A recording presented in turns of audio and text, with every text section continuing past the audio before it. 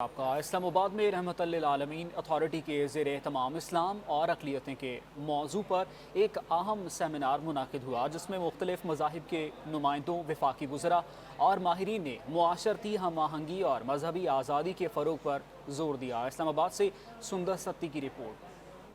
وفاقی دارالحکومت میں منعقدہ سیمینار میں وفاقی وزراء، ماہرین تعلیم اور مختلف مذاہب کے نمائندوں نے شرکت کی۔ اس موقع پر خورشید ندیم اور ڈاکٹر ریاض محمود کی کتاب اسلام اور اقلیتیں کی رونمائی بھی کی گئی۔ وفاقی وزیر منصوبہ بندی پروفیسر احسن اقبال نے کہا کہ اسلامی ریاست کی بنیاد فتوحات پر نہیں بلکہ سماجی انصاف پر ہے۔ ریاست مدینہ میں انصاف ہی وہ قوت تھی جس نے لوگوں کو اسلام کی طرف کھینچا۔ پروفیسر احسن اقبال کا کہنا ہے کہ اسلام تلوار سے نہیں بلکہ کردار اور انصاف کے ذریعے پھیلا۔ ریاست کا اصل ماڈل سماجی انصاف ہے۔ تمہارے حسب کو، تمہارے نسب کو، تمہاری زبان کو، تمہارے رنگ کو، کسی کو کسی پر فوقیت حاصل نہیں ہے۔ سب انسان برابر ہے، اور اگر برتری ہے تو وہ تقوی کو اور کردار کو ہے۔ تو یہ وحدت کا، یہ مساوات کا، یہ انصاف کا تصور تھا کہ جس نے اسلامی ریاست کی بنیاد رکھی۔ چیئرمین رحمت العالمین اتھارٹی خورشید احمد ندیم کا کہنا ہے کہ پاکستان میں اقلیتوں کو یقین ہونا چاہیے کہ اسلام امن اور تحفظ کا مذہب ہے، اور یہی ریاست مدینہ کا ماڈل بھی ہے۔ پاکستان اس